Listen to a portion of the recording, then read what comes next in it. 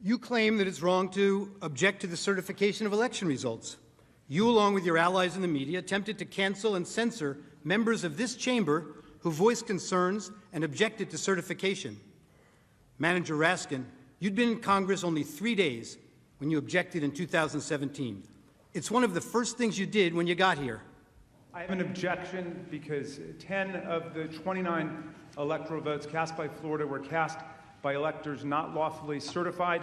Is the objection in writing and signed not only by the member of the House of Representatives, but also by a senator? It is in writing, Mr. President. Is it signed by a senator? Not as of yet, Mr. President. In that case, the objection cannot be entertained. Mr. President, I object to the certificate from the state of Georgia on the grounds that the electoral votes were not... There's no debate. I object to a certificate from the state of North Carolina based on violations of the Voting Rights Act. There's no debate in the joint session. I object because people are horrified by the overwhelming evidence. Section 18, Title 3 of the United States Code prohibits debate. I object. I've objected to the counting of the electoral votes of the state of Ohio. I object to the certificate from the state of Alabama. The electors were not lawfully certified. I object to the 15 votes from the state of North Carolina because of the massive voter suppression and the closing of polling booths. There's no debate. There's no debate. 16 There's to no 1, debate. and the massive voter suppression that occurred to African Americans. The gentleman will suspend. I have an objection to the electoral votes. The objection is in writing, and I don't care that it is not signed by a member of the Senate. I do not wish to debate. I wish to ask, is there one United States senator who will join me in this letter of objection? There's no debate.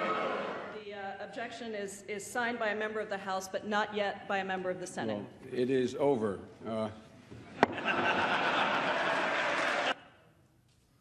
And when the House managers realized that the president's actual words could not have incited the riot, as you alleged in your article of impeachment, you attempted to pivot. You said that raising the issue of election security and casting doubt on the propriety of our elections was dangerous. One of the House managers, Mr. Cicilline, told you that this is not about the words Mr. Trump used in isolation. Rather, it is about the big lie, the claim that the election was stolen. The House managers told you that it's the big lie that incited the riot, and that the big lie was President Trump's claim that the election was not a fair election or that the election was stolen. Claiming an election was stolen, you were told, are words that are insightful to a candidate's followers and cause people to respond violently. Claiming an election was stolen or not legitimate is something that a candidate should never do because he or she knows or should know that such a claim and such words can actually incite violent insurrection, you were told. Well, it seems that the House manager's position must be actually a bit narrower than that. The House manager's position really is that when Republican candidates for office claim an election is stolen or that the winner is illegitimate, it constitutes inciting an insurrection, and the candidate should know it. But Democratic Party candidates for public elective office are perfectly entitled to claim the election was stolen or that the winner is illegitimate or to make any other outrageous claim they can. It is their absolute right to do so. And it is their absolute right to do so, irrespective of whether there's any evidence to support the claim. Democratic candidates can claim that an election was stolen because of Russian collusion or without any explanation at all. And that is perfectly okay and is in no way incitement to an insurrection. And somehow, when Democratic candidates publicly decry an election as stolen or illegitimate, it's never a big lie. You've been doing it for years. But can you imagine telling your supporters that the only way you could possibly lose is if an American election was rigged and stolen from you? And ask yourself whether you've ever seen anyone at any level of government make the same claim about their own election. If Stacey Abrams doesn't win in Georgia, they stole it. It's clear. It's clear. And I say that publicly, it's clear. You can run the best campaign. You can even become the nominee. And you can have the election stolen from you. He knows he's an illegitimate president. He knows that there were a bunch of different reasons why the election turned out the way it did. Votes remain to be counted. There are voices that were waiting to be heard. And I will not concede. And I respect where you're coming from, and I respect the issues that you're raising. You're not answering the question. Do you think it was... You're not using the word legitimate. There are still legitimate concerns over the integrity of our elections and of ensuring the principle of one person, one vote.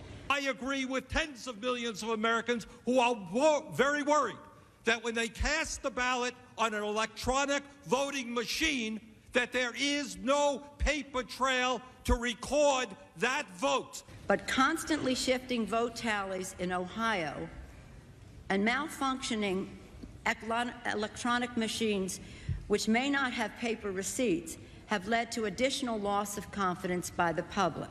This is their only opportunity to have this debate while the country is listening, and it is appropriate to do so. House Manager Castro no longer has to try to imagine it, thanks to the distinguished senator and others. It didn't have to be this way. The Democrats promised unity. They promised to deliver the very COVID relief in the form of $2,000 stimulus checks that President Trump called for. They should have listened to their own words of the past. I leave you with the wise words of Congressman Jerry Nadler. The effect of impeachment is to overturn the popular will of the voters. We must not overturn an election and remove a president from office, except to defend our system of government or our constitutional liberties against a dire threat. And we must not do so without an overwhelming consensus of the American people.